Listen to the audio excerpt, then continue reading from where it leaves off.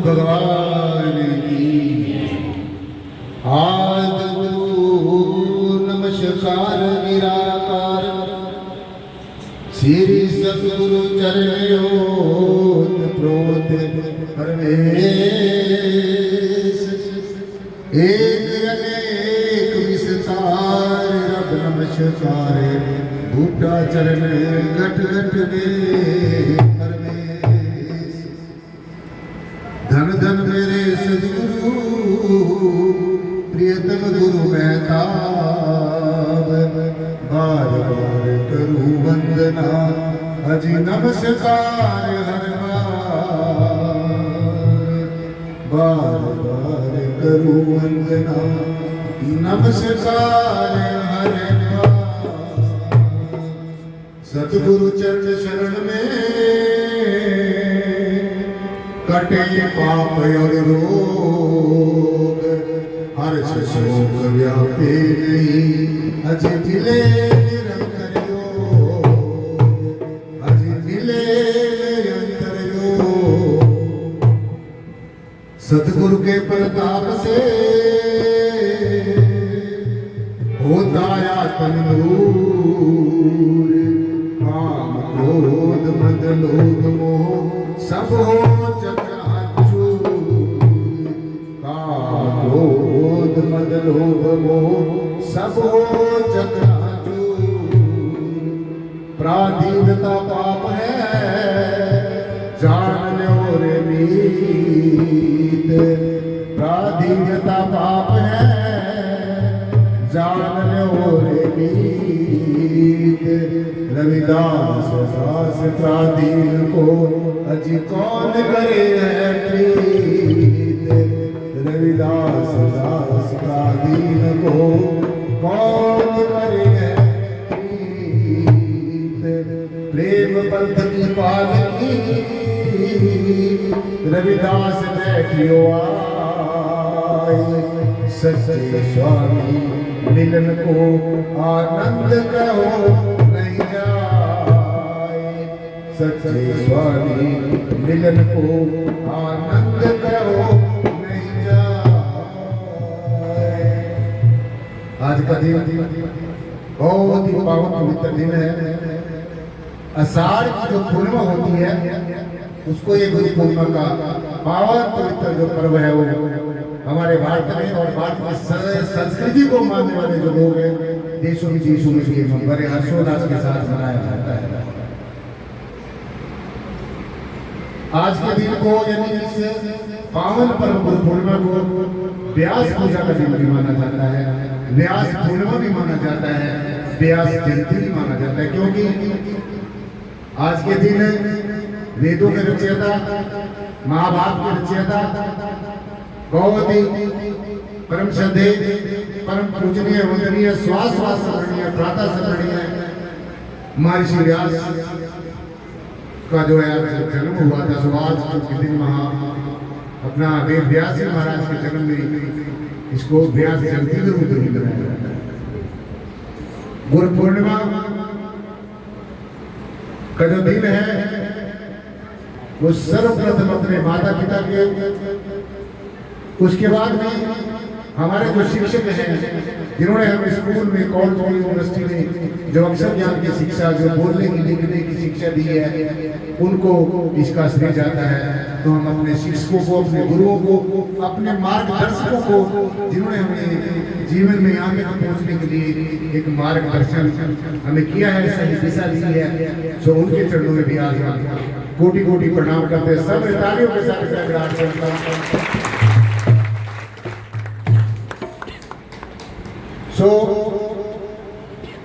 आज का दिन त्याग का दिन, समर्पण का दिन, अपने गुरुओं के प्रति, शिक्षकों के प्रति और मार्गदर्शकों के प्रति आज का दिन ऐसा प्रतीक माना जाता है। हमारी बात जो सनातन और बहुत ही प्राचीन अनादिकाल जो सत्य शिव और सुंदर जो संस्कृति है और जो हमारी ऋषि परंपरा है, मुनियों की परंपरा है, मनुष्यों की परंपरा है, ज्ञानियों, वैराग्यों, तपस्वियों, योगेश्वरों की जो अनादिकाल से भगवान राम जी के नाम समय से, भगवान कृष्ण जी के समय से, और जिस युग में आज हम सब लोग आए हैं, इस समय में ये गुरु की जो बहुत ही विशिष्ट की जो पावन जो बहुत ही प्राचीन परंपरा है, जब से गुरु शिष्य का यहाँ पर जो संबंध स्थापित हुआ, और ये क्या नाम है, प्रकृति की जो रचना हुई है और गुरु शिष्य का जो रिश्ता है, वो और संस्कृति जो हमारी संस्कृति है, ये हमारी भारत की संस्कृति का जो एक बहुत ही अभिन्न अंग है। पावन गुरु पूर्णिमा के अगर हम नाम मनाएं तो मैं समझता हूँ हमारा अध्यात्म एक अधूरा सा रह जाता है, गुरु शिष्य की परंपरा अधूरी रह जाती है।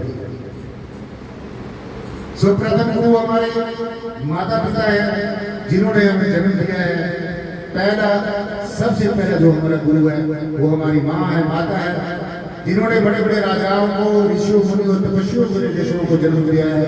तो आज हम अपने जो माता जी है, हमने जिनसे ये पावन जो देह धारण की है शास्त्र में जी, अगर किसी ने ब्रह्म को देखना है, हम पढ़ते हैं तो सुनते हैं कि भगवान ब्रह्मा सारी सृष्टि की संरचना करता है। हमारे शास्त्र ग्रंथ उपनिषद पुराण महापुराण ये भगवान को बात कह रहे हैं कि मातृदेवो भव, पितृदेवो भव, आचार्य देवो भव, अतिथि देवो भव, गुरु देवो भव। प्रथम हमारी जो गुरु है वो हमारी माँ है, माता है, हमारी जन्मदात्री है, जिन्होंने हमें जन्म दिया है, कितने दुख संकट सहन करके हमें पाला है, लालन पालन किया है, शिक्षा के लिए प्रेरित किया है। और आज हम अपने अगर ब्रह्मा को देखना चाहते हैं कि ब्रह्मा सारी सृष्टि की संरचना करता है, तो जैसे हमारी संरचना हमारी माँ ने की है, हमारी माता के माध्यम से हमने जन्म लिया है, तो हम अपनी माता को भगवान ब्रह्मा जी के रूप में देखते हैं, उनको शत शत प्रणाम करते समय तालियों के साथ अपने अपने माता पिता का सबका धन्यवाद करते हैं। दूसरा हम कहते हैं कि भगवान विष्णु सारी सृष्टि की परवरिश करते हैं, तो हमारी परवरिश हमारे पिताजी ने की है, पढ़ाया है, दिखाया है, इस योग्य बनाया है कि आज हम बैठकर आप जैसे संतों महापुरुषों को एक अध्यात्मिक ज्ञान की प्रेरणा दे सके, और उस बात पर प्रशस्त होकर आप अपना लौकिक और अलौकिक जीवन धन्य कर सकते हैं। तो अगर आपने भगवान विष्णु को देखना है तो अपने पिताजी के रूप में देखिए, क्योंकि हमारे पिताजी ने हमारी परवरिश की है, देख रेख की है। तो आज हम अपने पिताजी को भी बार बार दंडवत करते हैं, बार बार प्रणाम करते हैं। तीसरा, ये जो धरती है, धरती माँ है, जो अपने सीना चीर कर हमें तरह तरह के खान पान की जो सामग्री देती है। तो आज हमने अपने जो सबसे पहला तत्व है, जो पृथ्वी तत्व है, पृथ्वी जल वायु अग्नि आकाश, 5 तत्वों से शरीर बना, जो सबसे पहला तत्व जो धरती है, जो अपना सीना चीर कर हमें तरह तरह के खान पान की सामग्री देती है। तो फिर आज हम इस धरती माता को भी प्रणाम करते हैं सब तालियों के साथ। अब जो सबसे जो श्रेष्ठ बात है, जो अब जो सबसे श्रेष्ठ गुरु है, माता ने हमें जन्म दे दिया, अपना फर्ज पूरा कर दिया, पिता की परवरिश कर दिया, हमारा जो है परवरिश करके अपना फर्ज पूरा कर दिया। अब हम अपने शिष्यों से ज्ञान लेकर अब हम जो हमारे प्रारब्ध कर्म है, संचित कर्म है, वर्तमान के कर्म है, तीनों कालों का जो जखीरा है कर्मों का, उस कर्मों से निजात पाने के लिए गुरु जी मेरा लाखों मान कर रहे हैं।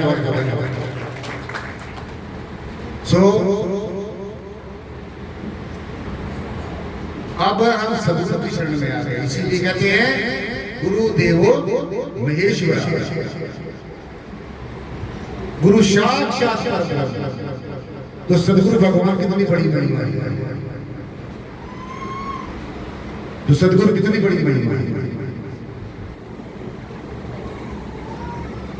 जिस पे कृपा सदगुरु की हुई उस पे कृपा कर, जिस पे कृपा सदगुरु की हुई उस पे कृपा करे हर कोई।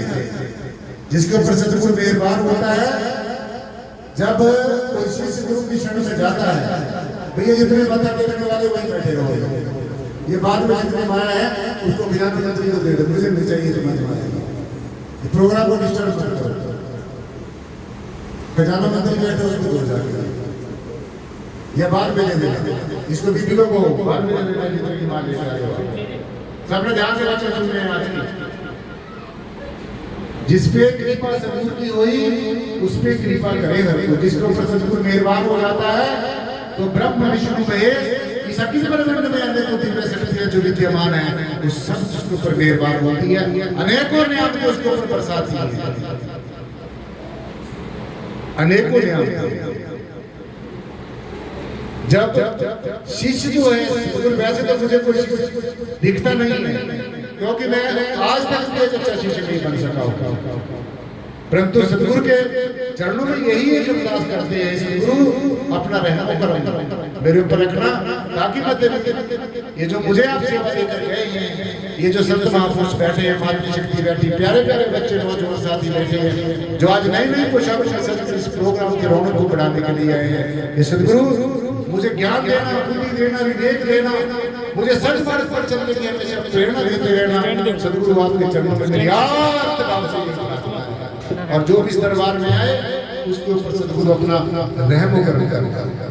सो ये सदगुरु का इतना बड़ा दर्जा होता है। अभी हमारे बहुत ही मान और सम्मान के योग डॉक्टर जगदीश सिंह जी जो गजबरिया अखबार के जीएच वाले के मुख्य संपादक, आपको गुरु की कितनी बड़ी महिमा बता करेंगे तो मुझे ज्यादा बताने की जरूरत नहीं है, परंतु एक बात ध्यान रखना जो मैं आज एक विशेष पूर्णिमा के अवसर पर आपको एक यहाँ से व्यास पीठ से गुरुगद्दी से हमारे बहुत परम श्रद्धेय गुरु जी मेरे पास में बैठे हैं, उन सबको प्रभु सबको साक्षी मानते हुए और इस सर्वाधार विश्वाधार पर को साक्षी मानते हुए मैं आपको एक मैसेज देना चाहता हूँ, संदेश देना चाहता हूँ।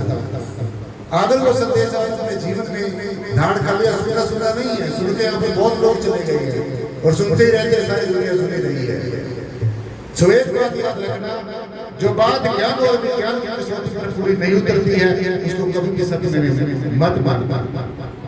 भारतीय संविधान के निर्माता, नारी के मुक्तिदाता और भारत के भाग्य विधाता, 32 डिग्रियों के मालिक, 9 भाषाओं का जिनको परिपूर्ण ज्ञान, विश्व रत्न बोधिसत्व बाबा साहब डॉक्टर भीमराव अम्बेडकर जी ने, जिन्होंने अगर मैं उनकी गाथा आपको सुनाऊं तो हमारी माताएं समझ सकती हैं कि उन्होंने हमारे भाई पढ़े लिखे बैठे हैं, बुद्ध जी बैठे हैं। मुझे संसार में ऐसा कोई जीव नहीं मिला, ऐसा कोई मैंने किसी की हिस्ट्री नहीं पढ़ी है, इतने संकट, इतना विरोधाभास सहन करने के बावजूद भी आज वो उनकी बातों को मानने के लिए देशों विदेशों से लोग आते हैं, परंतु उनकी बात को मानने वाले बहुत कम लोग हैं और उससे भी कवियों के वचनों पर चलने वाले हैं। तो इसलिए उन्होंने एक बात कही कि ये जो ज्ञान का युग है, आप वैज्ञानिक युग में बैठे हैं, जो बात ज्ञान और विज्ञान की कसौटी पर पूरी नहीं उतरती उसको कभी भी नहीं मानना चाहिए। और बाबा साहब भीमराव अम्बेडकर जी ने एक बात और कही कि अगर भीड़ गंद दिशा में जा रही है, जैसे आप देख रहे हैं जिनके पीछे पीछे लाखों लोग लगे हुए हैं, आप देख रहे हैं, मुझे बताने की जरूरत नहीं है आज गुरु शिष्य की परंपरा को कैसे धूमिल किया जा रहा है। आप 10 गुरु साहिबान का हिस्ट्री पढ़कर देखो, हमारे 10 गुरु साहिबानों ने अपने बंद कटाकर बंद का आप अंदाजा लगा सकते हैं, टुकड़े ऐसे छोटे छोटे टुकड़े करके फिर भी सदगुरु का दामन नहीं छोड़ा है।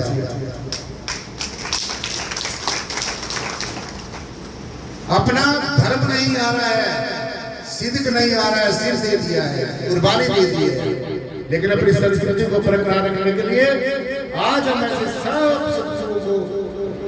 परम श्रद्धेय गुरु नानक साहब जी से लेकर दशम पिता गुरु गोविंद सिंह जी महाराज तक जितने भी 10 गुरु साहिबान हुए हम उनको भी बार बार शब्द नमन करते हैं। तालियों के साथ साथ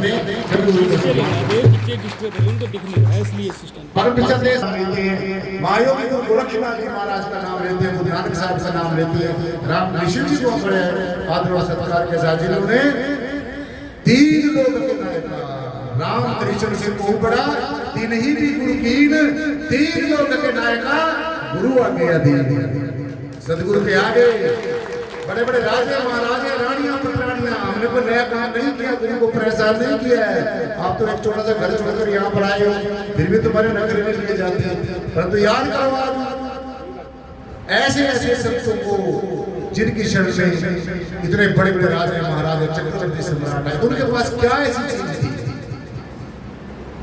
वो आत्मा का ज्ञान था, निज स्वरूप का ज्ञान था, अपने आप को जानने की विद्या थी, वो तत्व दृष्टि जिससे हमें सब परमेश्वर दिखता है। तो वही तत्व दृष्टि जिसका जो ऊपर बैनर पड़ रहे हैं निराकरण जाने की मिशन में दी जाती है, जो वही दृष्टि जो अष्टावक्र जी महाराज ने राजा जनक को दी, वही दृष्टि जो महायोगी गुरु गोरक्षनाथ जी महाराज को उनके सदगुरुदेव अपना जो सदगुरुदेव शंकरनाथ जी महाराज ने दी, वही दृष्टि जो गुरु रविदास जी महाराज को कबीरदास जी महाराज को सदगुरु भगवान रामानंद ने दी, वही दृष्टि जो भगवान राम वशिष्ठ मुनि जी महाराज ने दी, और वही दृष्टि जो भगवान कृष्ण जी महाराज ने दी। तो ये हमारी कोई हमें अपनी बनाई गई प्रॉपर्टी नहीं है, ये हमारी बहुत प्राचीन सत्यम शिव और सनातन संस्कृति हमारे भारत की है। इसको किसी एक गुरु विशेष ने इसको रास्ते को अपनाया नहीं है। जैसे एक सड़क होती है, उसके ऊपर हमारे भाई मजदूर लोग काम करते हैं, इंजीनियर काम करते हैं, सब उसको सरकार करते, लेकिन वो बनाकर फिर चले जाते हैं। उसके ऊपर कौन चलता है? उसके ऊपर आप और हम सब लोग चलते हैं। ठीक इसी प्रकार से जो गुरुमत का जो रास्ता है, जो हमारे गुरुओं ने अख्तियार किया है, ऋषियों ने, मुनियों ने, मनुष्यों ने, तपेश्वरों ने, योगेश्वरों ने अघोर साधनाएं करके अपना त्याग को विराग करके एक ये रास्ता सहज जो रास्ता बनाया है, जिसको हम संत मार्ग कहते हैं, जहाँ पर एक ही परमेश्वर को मानना नहीं, पहले जानना है। जिन्हें जाने होती वो दियो जनाई, जिन्हें तुम ही जाना तुम ही हो जाई। जो परमेश्वर को मानता वो मानता ही रहता है सारी जिंदगी। मानते रहो, आप किसी को नहीं कहता भी आप मुझे मानो, परमात्मा कभी नहीं कहता भी आज तुम मुझे देख ले मैं ऐसा हूं। इसका सारा शरीर समय पे हाथ जो है, जो तत्वदर्शी सदगुरु है, अरे गुरु भी इस काम को नहीं करता। देख रहे हैं क्या ड्रामेबाजी उल्लंघनबाजी हो रही है गुरुओं के नाम पे, कैसे गुरु और शिष्य की परंपरा को धूमिल किया जा रहा है। गुरु बार बार कहता है इस आदेश को मान, इस आदेश को मान, परंतु ऐसी सी अब मैं कौन सी बात सुना इस गुरु को पुकारूं जो गुरु की शिष्य की गुरु की अपने वो आगे की पालना नहीं करते हैं। इसलिए कहा है कबीर अंत है जो गुरु को कहते और हरि रूठे गुरु ठोर है, पर गुरु रूठे नहीं ठोर। अगर परमेश्वर तो आपसे रूठ गया, रूठा ही हुआ था 84 लाख जन्मों से आपसे रूठा हुआ था, कभी कहा भगवान ने आज मुझे देख लो मैं ऐसा नहीं कहा। पर धन्य हो मैं सदगुरु भगवान निराकरण जागृति मिशन में जिसका जहाँ बैनर पड़ रहे हैं ऊपर सदैव सदगुरु श्याम बूटा सिंह जी महाराज, जिन्होंने एक ऐसा पुतला लगाया हुआ है। उसके बाद में हमारे दूसरे सदगुरु साहब सदगुरु श्याम मेहताब सिंह जी महाराज, जिन्होंने उसको अपनी जो है दया से उस बूटे को सोचा है। उसके बाद में हमारे तीसरे सदगुरुदेव परम पूज्य सदगुरुदेव लक्ष्मण सिंह जी महाराज, मेरे हृदय के सम्राट, जिन्होंने मुझे मूलक दान से नवाजा है। और मैं सदगुरुदेव का बहुत जब तक शासन जी हेलो जब तक जी इसमें प्राण रहेंगे शरीर में, मैं इसको शासन जी अपने सदगुरु भगवान का कोटि कोटि धन्यवाद करता रहूंगा। तत्पश्चात सदगुरु भगवान ने ये जो सेवा है, निराकरण जागृति मिशन की जो सेवा है, ये मुझे गांव पुराने में हमारे महात्मा जी बैठे हैं अपने, अभी आपको अपना संदेश देकर गए हैं। हमारे बहुत ही परम स्नेही परम मित्र रामा आज बहुत खुशी है मुझे आज वो हमारे बीच में आए हैं। सो इन्हीं के गांव में गुरु जी ने मुझे ये जो निराकरण जागृति मिशन की सेवा दी थी, और मैं आप सब संतों महापुरुषों के सहयोग से जैसे जैसे कोई सहयोग करता है, इसको मैं आगे बढ़ाने का इस मुहिम को आगे बढ़ाने का मैं निश्चय प्रयास करता रहूँ और कर रहा हूँ। तो आपने सबने अपना अपना सहयोग इसमें देना है। तो इसलिए अगर सदगुरु रूठ गया, अगर सदगुरु रूठ गया तो कोई ठोर नहीं है।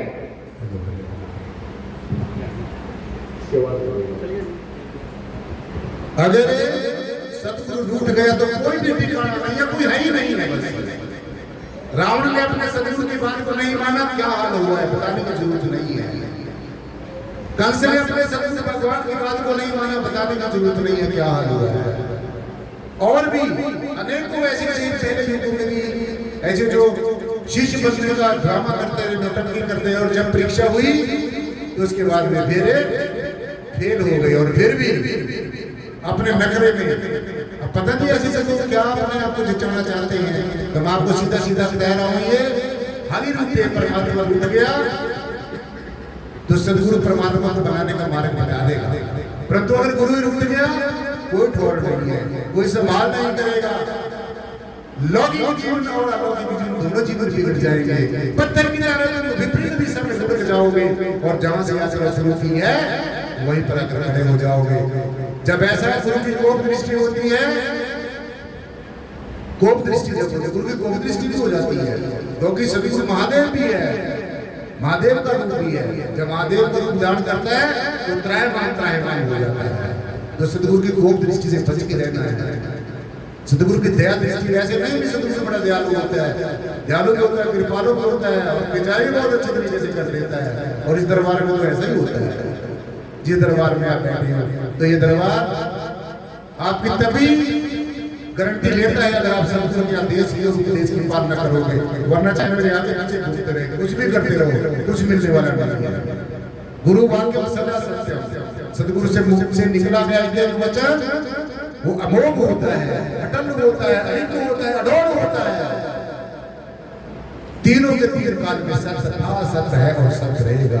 गुरु वाक्य सदा सत्य, क्योंकि सदगुरु के मुख के अंदर ब्रह्म प्रकट होता है।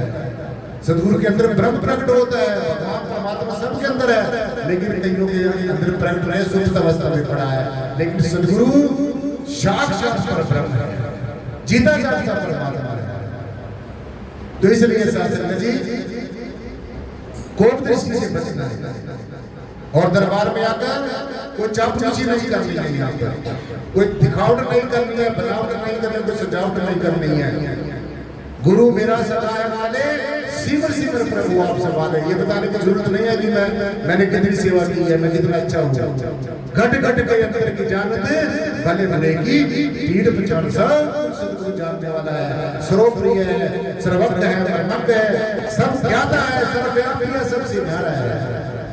परंतु अब की बात सदगुरु का काम ऐसे कस के पकड़ लेना है, छोड़ना नहीं है। चाहे कितनी भी परीक्षा लेता रहे, कितना भी आजमा के देखता रहे, क्योंकि जो लोहा होता है वो आग में जाकर ही लाल होता है।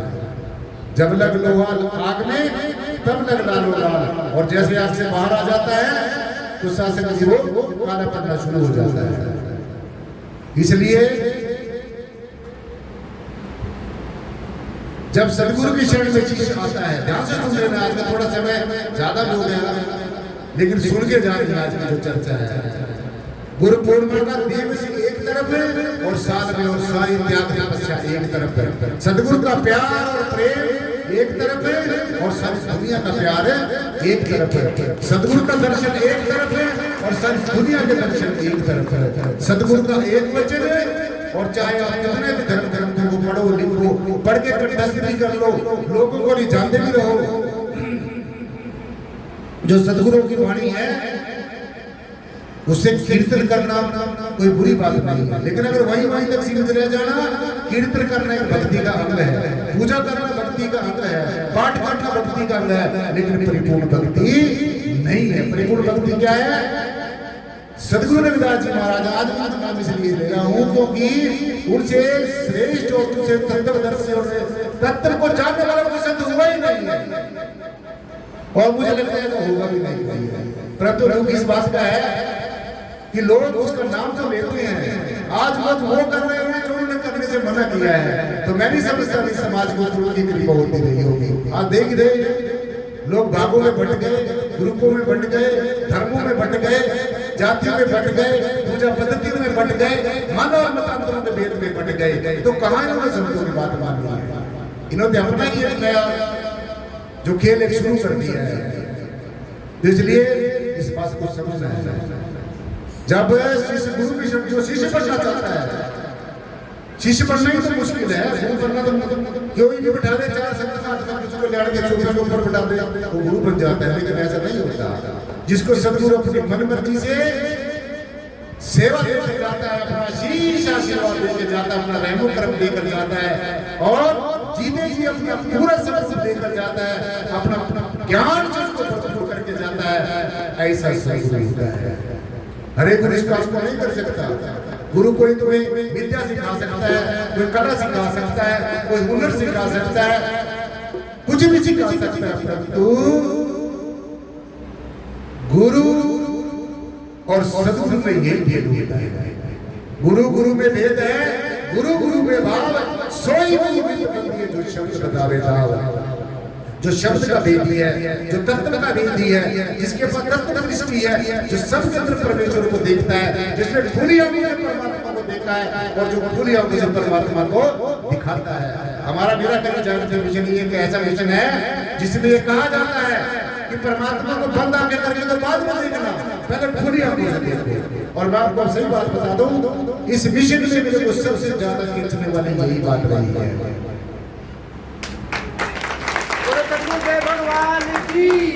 और जब सदगुरु भगवान ने मुझे ज्ञान दिया तो आज मैं आपको सत्य बात बता रहा हूँ। मेरी आंखों के आगे से एक ऐसा अंधेरा सा दूर हुआ, एक ऐसा पर्दा सा दूर हुआ जिसको मैं जगह जगह से ढूंढ रहा था, तरह तरह की पूजा पद्धतियों से कुछ करना चाहता था, तरह तरह के थोड़ा सा उपवास करके खुश करना चाहता था। ऐसा सदगुरु ने मुझे उस परम सत्ता को कि जय श्री कृष्ण निराकार सर्वाधार विश्वाधार परम तत्व जो रोम रोम में रखा हुआ, जो रोम रोम में बसा हुआ है, जो हमारे अंग संग है, सभी अंगों के संग है, ऐसी जो ये परम सत्ता है, परम चैतन्य सत्ता है, जो साक्षी है सब चीजों का, जिससे कुछ छुपा नहीं सकते हैं। तो ये जो सदगुरु बाहर बैठा है, ध्यान से सुन लो, ये सदगुरु बाहर बैठा है, ये तुम्हारे अंदर भी बैठा है, ज्ञान के रूप में बैठा है। जो तुमने वचन दिया है सदगुरु को, सदगुरु तो हमेशा अटल ही रहता है, लेकिन आप लोग भी समझाते हैं। जब गुरु के और शिष्य के बीच में कोई तीसरा आ जाता है तो फिर वो शिष्य भटक जाता है। आज बड़े बड़े काटे वाले लोग भी घूम रहे हैं, शास्त्रों ग्रंथों में बड़ी बड़ी डिग्रियों का हवाला देने के लिए ये बात आपको प्रभावित करने की कोशिश करेगा। प्रभावित जो विचलित मनमुख जो शिष्य होता है, जो पद भ्रष्ट शिष्य हो जाता है, जो अपने पद से भ्रष्ट हो जाता है, फिर वैसे लोगों की बातों में आ जाता है और फिर सदगुरु के काम मनुष्य समझना शुरू कर देता है। तो सदगुरु के काम मनुष्य नहीं है। एक तरफ तो आप कहते हैं गुरु ब्रह्मा है, विष्णु है, शिव है, और एक तरफ फिर कहते नहीं सदगुरु जी मेरी बात सुनो। तो इस दरबार में इस दरबार में समझाने के लिए नहीं आना है, यहाँ पर यहाँ समझने के लिए आना है, पढ़ाने के लिए नहीं आना है, यहाँ पर यहाँ पढ़ने के लिए आना है, मनवाने के लिए नहीं आना है, यहाँ पर मानने के लिए आना है, जानने के लिए आना है। तो मैं निरंतर जागृत मिशन के जितने भी श्रद्धालु हैं उनको एक विशेष और संदेश दूंगा। आप देखो कितने पुराने चीज यहाँ पर आए हुए हैं जिनको अपने सदगुरु भगवान से इतना प्रेम है। इसलिए ये बात जो मैंने आपको बताई, जब सदगुरु रूठ जाता है तो बड़ी प्रॉब्लम हो जाती है। तो गुरु जी ने कहा मेरी हरो विपद जन करो सुभाई, चरण चारू शरीर कर जाई। हे सदगुरु तो जितनी मेरी परीक्षा लेकर हमारी भी हुई, हमारी तो अभी भी हो रही है, हमारी तो होती रहती है। हमारे गुरु जी कहते थे अगर बड़ी पदवी प्राप्त करनी है बेटा तो बड़ी बड़ी परीक्षाएं पास करनी होगी, अगर IAS IPS बनना है तो बड़ी बड़ी परीक्षाएं पास करनी होती है, और अगर एक अच्छा संत गति को प्राप्त करने वाला संत बनना है तो उसके लिए अनेकों परीक्षा। ऐसा नहीं है कि 4 दिन आए घंटियां बजाई, कोई तिल फूल चढ़ाया, धूपबत्ती दिखाई, घुमा फिरा के अपना कर क्या दिया, भैया कोई भक्ति नहीं है। इसे तो भक्ति के साथ मजाक कर रहे हो, अपनी संस्कृति के साथ प्रचार कर रहे हो, अपने संस्कारों के साथ प्रचार कर रहे हो। वो करना है जो सदगुरु ने कहा है, गुरु कहे सो कार कमाओ। जो सदगुरु करता है वैसा मत करने की कोशिश करो। आज तो देखो 4 दिन आगे बाल बढ़ा के बैठ जाते हैं सदगुरु परमात्मा की तरफ, वैसे से गुरु बनाना शुरू कर दिया। इस को भी लोग सदगुरु करना शुरू कर दिया। तो वैसे बाहर से वेश बनाने से कुछ नहीं होता है। अब आपने तो किसी के भगवे के वस्त्र पहने हैं, आपने कोई ये सफेद वस्त्र नहीं पहने हैं, तो सभी रूपों में परमात्मा है। सब रूप तेरे, कोई रूप नहीं तेरा, सब नाम तेरे, कोई नाम नहीं तेरा। परमात्मा का कोई नाम नहीं, अनामी है, और परमेश्वर का कोई रंग प्रकार नहीं है। परमात्मा निराकार है, परम मौन है, परम शुद्ध है, सब जगह है, सब परमेश्वर में है, परमेश्वर सब है। इसलिए सदगुरु को जब शिष्य मन वचन कर से कह देता है सदगुरु ये तन मन धन से मैं आपकी सेवा करूंगा, और फिर बाद में देख कैसे ऐसे फिरते हैं दरबार में आते हैं ऐसे लोग यहाँ पर जो थोड़ी सी दिन सेवा करके ऐसे ऐसे फिरते हैं, बस सदगुरु की जो जरूरत ही नहीं रही है। बात भी करो तो बात भी करने के लिए ऐसे लोग तैयार नहीं होते, आना जाना तो बहुत दूर की बात है। तो ऐसे लोगों को क्या हो सकता है? तो मुझे बड़ा दुख होता है इस बात का कि मेरे पढ़ाए हुए जो बच्चे हैं, मेरा जो दिया गया ज्ञान है, ज्ञान तो लिया उन लोगों ने, लेकिन वो अप्लाई नहीं हुआ। वो देह का विकार रहा है, वो ज्ञान का विकार रहा है। अगर इस ज्ञान के साथ में इनकार हो गया तो ये ज्ञान जहर बन जाता है और आदमी को वहीं पर नरक की रेत में गर्त में फिसला देता है। तो इस ज्ञान को लेकर अहंकार से बचना, इसको संभाल के रखना बहुत मुश्किल है। सो मस्ती कर इसको संभाल के रखना है। तो इसलिए सन्नी जी को मैं कहूँगा मेरे पास आ जाएंगे सन्नी जी। तो जो भी हम बैठे हैं आज यहाँ पर हम बैठे हैं, किस कारण बैठे हैं, और जो कुछ भी हमने पाया है इसी दरबार से पाया है, तो सब ने संपन्नता की ओर जा रहा है।